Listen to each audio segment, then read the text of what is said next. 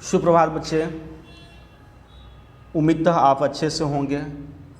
मैं भी कुशल हूँ और आपकी कुशलता की सदैव कामना करता रहता हूँ। पाठ 15 गिरधर की कुंडलियाँ के दो भागों में हमने देखा, जो कि वर्ग 8 के लिए थी कि कुंडलियाँ क्या चीज़ होती हैं। पाठ परिचय किया, कवि परिचय हुई, उसके बाद पहले और दूसरे कुंडलियों की हमने व्याख्या की। तीसरे लेकर मैं उपस्थित हूँ। जग में होत हसाए चित्त में चैन न आवे। जो बिना विचार किए हुए कार्य करते हैं वो पीछे पछताते हैं, यानी उनकी जो पछतावा ही साथ मिलती हैं। कामयाबी जो उनकी होती है पछतावा ही होती है। काम बिगाड़ो आप ना जग में होत हसाए। अपने काम तो उनके बिगड़ते ही हैं, जग में उनकी हंसी उड़ती है, हंसी उड़ाई जाती है। जग में होत हसाए चित्त में चैन न पावे। अगर किसी की भी हंसी अगर उड़ जाए तो उसके मन कैसे शांत रह सकते हैं, मन कैसे चैन मिल सकता है, उन्हें नहीं मिलेगा।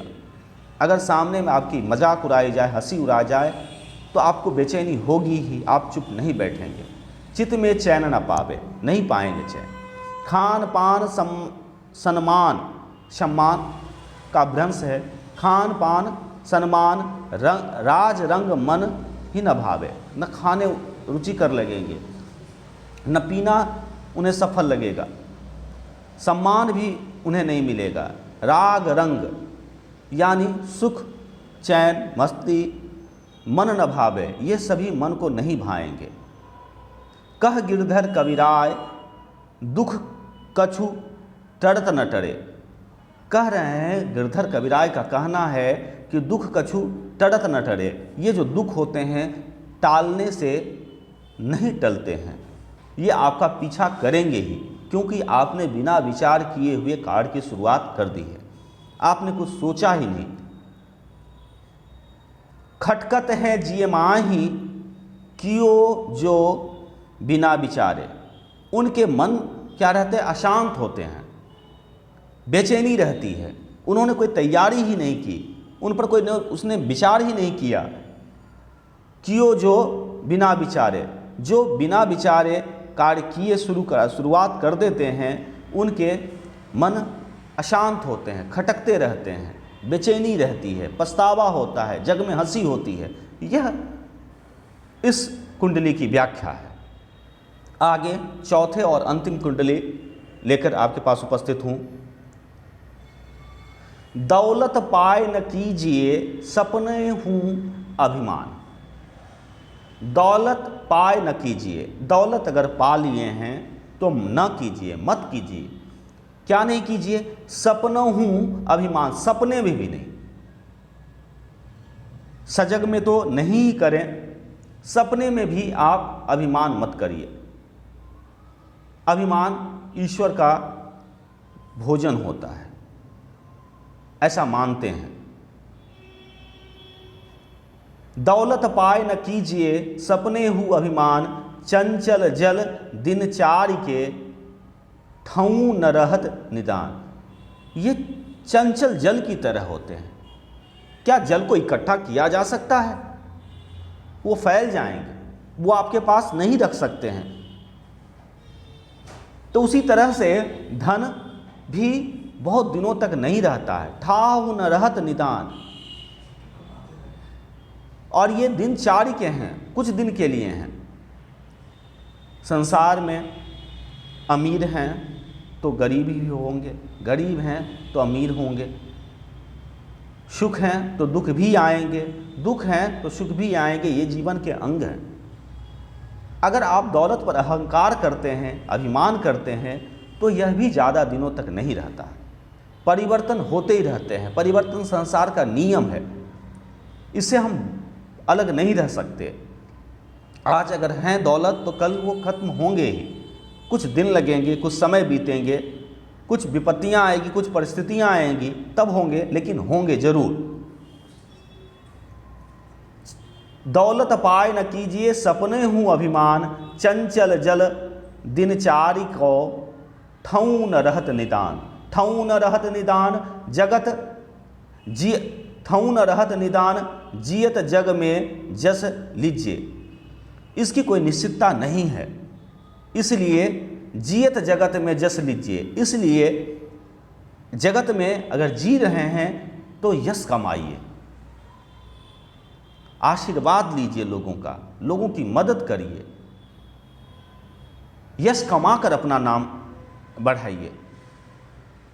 अच्छे कार्यों में जब नाम होते हैं तो हम उन्हें यश कहते हैं। तो यही है, इस धन के अभिमान ना करते हुए ये किन्हीं के पास लंबे समय तक रहता नहीं है और जग में जिए तो यश कमाते रहें, धन कमाने की चिंता नहीं करें। मीठे वचन सुनाए विनय सबही के कीजिए, लोगों से मीठे शब्दों में बात करें, मीठे बात सुनाएं, विनय सभी की कीजिए, सबही के कीजिए, सभी से विनय करें, न कि उन्हें डराएं धमकाएं, उन्हें से कड़वी बोली में बात हम करें, विनम्रता से हम बात करें। बात ही तो करनी है, जो बात हम कठिन शब्दों में व्यक्त कर सकते हैं उससे कम शब्दों में, या कह सकते हैं उससे प्रेम से बोलकर, उसे मीठे शब्दों बोलकर और सहज बनाकर कहा जा सकता है। कह गिरधर कबीराय अरे यह सब घाट तौलत, कह गिरधर कबीराय अरे यह सब घट तौलत, ये सभी घाट पता हैं, तौले हुए हैं, देखे हुए हैं, उदाहरण बने हुए हैं, इतिहास है इनका, धन पर अभिमान करने वालों का। सभी जानते हैं इस बात को, सभी ये जो घट हैं घाट हैं ये तौलत हैं, देखे हुए हैं, कह सकते हैं कि ये गवाह हैं इस बात का। पाहुन निस्दिन चार रहत सभी के दौलत, जिस तरह से कुटुंब आपके यहाँ आते हैं, मेहमान आते हैं, वो कुछ ही दिनों तक आपके पास रहते हैं, वो 4 दिवस तक ही रहते हैं। 4 दिवस कहने का मतलब 4 ही दिनों तक रहते हैं, कम ही समय तक रहते हैं, कुछ ही क्षणों तक रहते हैं। रहत सभी के दौलत, और दौलत की भी यही बात होती है, वह भी क्षणिक होते हैं, कुछ दिनों में वह दूसरे जगह चले जाते हैं, परिवर्तन होता रहता है। तो बच्चे आप समझे होंगे, ऐसे नीतिपरक कुंडलियों की व्याख्या आपने सुना, समझे होंगे। इस कुंडलियों में एक एक बात बहुत तौल कर बताई गई है, ज्ञानवर्धक है, और यह व्यवहारिक भी ज्ञान इसमें आते हैं। किताबी ज्ञान तो औरों जगह मिल जाते हैं, लेकिन ये व्यवहारिक ज्ञान इन कुंडलियों में गागर में सागर भरने की बात है, और इस तरह से यहाँ पर ज्ञान निकल कर सामने आते हैं। यहाँ पर कुछ प्रश्न हैं जिसकी चर्चा हम कर लेना चाहें। पहली कुंडलियों में कवि क्या संदेश देना चाहते हैं? पहली कुंडलियों में कवि संदेश देना चाहते हैं कि हमारी बोली को ही पसंद की जाती है, हमें गुण भरे होने चाहिए। सभी जगह गुण की पूजा होती है, अवगुण की पूजा नहीं होती है। हमें गुण पर ध्यान देना चाहिए, उन्हें अपने आप में समाहित करना चाहिए। कोयल और कौवे का उदाहरण किस संदर्भ में दिया गया है? बस गुण के ही संदर्भ में दिए गए हैं, और यह सार्थक है। गुण के संदर्भ में दिए गए हैं कि कौवे के पास मीठी वाणी की गुण नहीं है और कोयल गुण से भरा हुआ है, तो सदा कोयल को पावन माना जाता है, कौवे को अपावन, अपवित्र माने जाते हैं। आगे है दूसरी कुंडली में कवि ने क्या शिक्षा दी है। दूसरी कुंडली में कवि ने शिक्षा दी है, हम यहाँ पर देखते हैं दूसरी कुंडली में कि धन घर में जिस तरह से जल नाव में अधिक होते हैं तो हम उन्हें निकालने लगते हैं, और उसी तरह से धन भी हम धन का दूसरे के मदद में उपयोग करें, दूसरे की मदद करते हैं, वही यश होता है, वही कमाए जाते हैं। धन को अपने पास संचित रखने से कोई फायदा नहीं होता है, वह नाश के ही कारण होते हैं।